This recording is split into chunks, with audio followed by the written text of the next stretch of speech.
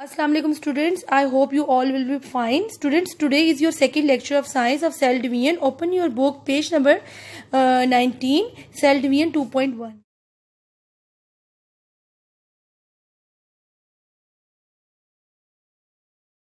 Ji students, in the previous lecture I have inform you from where the new cells come from.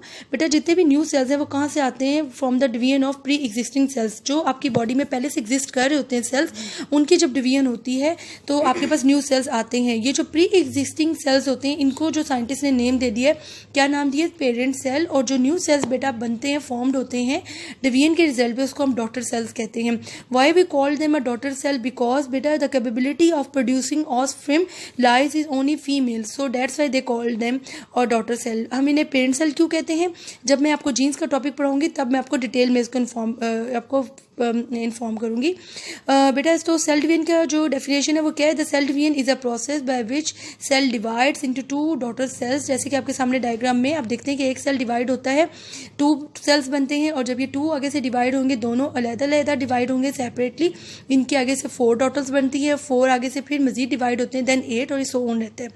Ji students, अब ये जो next diagram आप देख रहे हैं, no students look at the diagram. आपको ये डायग्राम में सामने सेल की डायग्राम है। इसकी आपको सेंटर में छोटी छोटी स्मॉल ऑर्गेनेलीज नजर आ रही हैं, ऑर्गन्स है, छोटे छोटे से स्ट्रक्चर्स हैं, इनको हम सेल ऑर्गेनेलीज कहते हैं, जो कि सेल के अंदर प्रेजेंट होते हैं।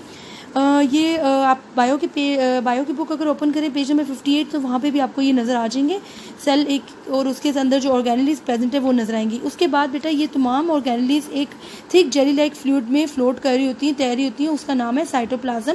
साइटोप्लाज्म प्रेजेंट होता है बोथ प्लांट्स और एनिमल सेल्स में, और ये क्यों होता है? ये बेसिकली प्रोटेक्ट करता है तमाम ऑर्गेनेलीज को फॉर्म डैमेज से। जैसा कि आपने एक अंडा देखा होगा, अंडे के अंदर जो वाइट कलर का पोर्शन होता है वो यॉक को यानी कि उसकी जर्दी को किस तरह प्रोटेक्ट करता है ताकि वो ब्रेक ना हो जाए। इसी तरह से आपकी जो एक सेल है उसके अंदर साइटोप्लाज्म प्रेजेंट होता है जो कि उसको प्रोटेक्ट करता है तमाम ऑर्गेनेलीज को। जी बेटा, उसके बाद सेल के अंदर प्रेजेंट होता है न्यूक्लियस सेंटर में, जो कि क्या करता है? तमाम एक्टिविटीज़ को कंट्रोल करता है।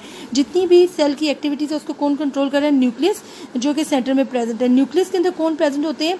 थ्रेड लाइक एक स्ट्रक्चर होता है found in side the nucleus, उनको नाम है क्रोमोसोम्स। जैसे आपके पास एक छोटी सी डायग्राम बनाई है, सेल के अंदर न्यूक्लियस, न्यूक्लियस के अंदर कौन है? क्रोमोसोम्स, जो कि आपने फिंगर टिप्स पे याद करना है। और ये जो क्रोमोसोम्स होते हैं बेसिकली 2 चीज़ों से मिलकर बने होते हैं। किससे? डीएनए से और प्रोटीन से। दोनों क्या है? डीएनए प्रोटीन क्या होती है? ये एक मॉलिक्यूल्स होते हैं। DNA stands for deoxyribonucleic acid, यानी कि ये जो डीएनए होता है इसके पास एक कंप्लीट सेट ऑफ इंस्ट्रक्शन होती है सेल्स के लिए कि इसने जो सेल्स आगे जो डिवाइड होने हैं वो किस तरह के होने हैं। जिस तरह कि एक न्यू बॉर्न बेबी जो होता है, जो बॉर्न होता है न्यू बेबी, जैसे जैसे वो ग्रो करता है उसका जो हेयर कलर है या उसकी जो टॉलनेस है, उसका स्किन कलर, वो कौन डिफाइन करता है? ये जो डीएनए होता है। क्यों? क्योंकि इसके पास एक हेरिडिटी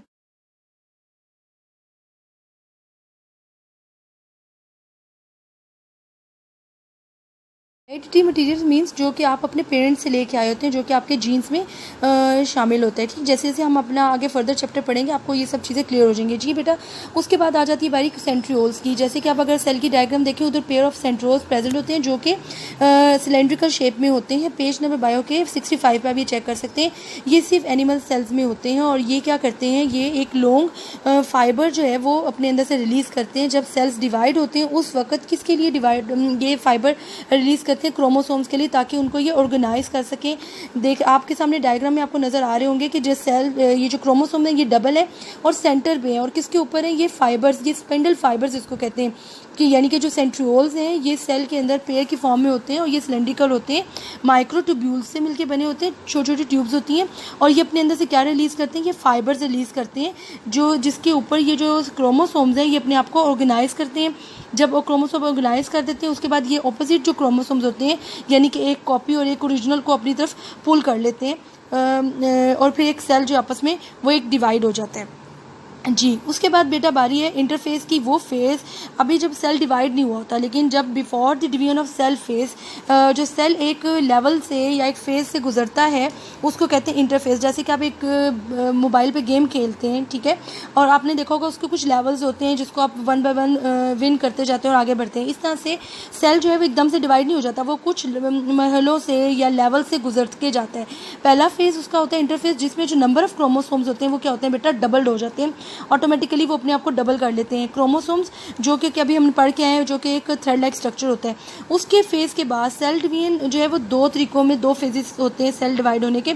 पहला फेज़ है न्यूक्लियर फेज, न्यूक्लियर डिवीजन, और दूसरा है साइटोकाइनेसिस। जब न्यूक्लियस डिवाइड होगा तो उसको हम कहते हैं डिवीजन ऑफ न्यूक्लियस, यानी कि न्यूक्लियर डिवीजन, और जब साइटोप्लाज्म होगा डिवाइड, उस फेज़ को हम कहते हैं साइटोकाइनेसिस। तो सेल डिवीजन के कितने फेज़ हो गए बेटा? दो फेज़ होते हैं, एक न्यूक्लियर डिवीजन और एक होता है साइटोकाइनेसिस। ठीक है जी स्टूडेंट्स, अब आपके पास सामने शीट पे नज़र आ रहे हैं शॉर्ट क्वेश्चन आंसर, जो कि आपने लर्न करने हैं और राइट भी करने हैं अपनी शीट के ऊपर। पहला है डिफाइन सेल डिवीजन, जो कि आप पेज नंबर 19 से आप उसका आंसर देख सकते हैं कि cell division is a process by which cell divides into two daughter cells. ठीक है, फिर है next, what is the difference between the parent cell and daughter cell पे दोनों डिफरेंस। पेज नंबर 19 पे second line, the cell which is divide is called parent cell, the cells which are produce as a result of cell division are called the daughter cell. यहाँ तक। Next है बेटा what is interphase, इसका answer आपका page number 19 की third line से start होगा। Before the start of the division, the parent cell is passes through the phase called interphase. During the interphase, chromosomes in the nucleus are duplicated, that is copies of all the chromosomes are developed. यहाँ तक ठीक students. How many phases are there in the cell division? बेटा दो phases होते हैं, nuclear division and cytokinesis. What does DNA stands for? DNA stands for deoxyribonucleic acid. जी, अब आपने करना ये है कि आपने अपनी जो जी स्टूडेंट्स, आपके सामने पेज भी ओपन हो गया, आपने करना भी है कि आपने ये जो सेल डिवीजन का पेज 2.1 है इसको रीड करना है। फर्स्ट लाइन जो है मैंने आंसर आपको दे दिया सेल डिवीजन का कि फर्स्ट में क्या है कि the process by which cell divides into two daughter cells, ये फर्स्ट का आंसर है। बाकी सेकंड का आंसर है फर्स्ट लाइन से द सेल विच डिवाइड से लेके आपका डॉटर सेल थर्ड लाइन तक फिनिश होगा। थर्ड का आंसर स्टार्ट होता है बिफोर द सेल डिवीजन से स्टार्ट होके नेक्स्ट पेज नंबर 20 की सेकेंड लाइन तक, यानी कि आपने उसका आंसर लिखना है। जी स्टूडेंट्स, जैसे कि मैंने आपको 4 क्वेश्चन जो था वो आपका how many phases are there in cell division, तो बेटा इसमें आपके पास जो फर्स्ट पैराग्राफ ऊपर नजर आ रहा है, the process of cell division involves 2 phases होते हैं, nuclear division and cytokinesis. Nuclear division का मतलब होता है जब न्यूक्लियस डिवाइड होगा उसके बाद फिर यानी कि साइटोप्लाज्म की डिवीजन होगी। ठीक स्टूडेंट्स, और लास्ट क्वेश्चन है what does DNA stands for. अब ये जो डू यू नो एक्टिविटी आपको सामने नजर आ रही है, इसके जो फर्स्ट 4 पॉइंट्स है ये आपने क्या करना है बेटा, एक तो रीड करने हैं, उसके बाद यहाँ पे इसमें लिखा हुआ है आपके पास कि DNA stand for, third point answer है DNA stands for deoxyribonucleic acid, जो कि एक मॉलिक्यूल है। आई होप स्टूडेंट्स कि आज का लेक्चर आपको बहुत अच्छा अंडरस्टैंड हो गया होगा, और अगर कोई कन्फ्यूजन या कोई प्रॉब्लम हुई तो you can ask from the school या you can message. Okay students, okay जी स्टूडेंट्स, अल्लाह हाफिज़।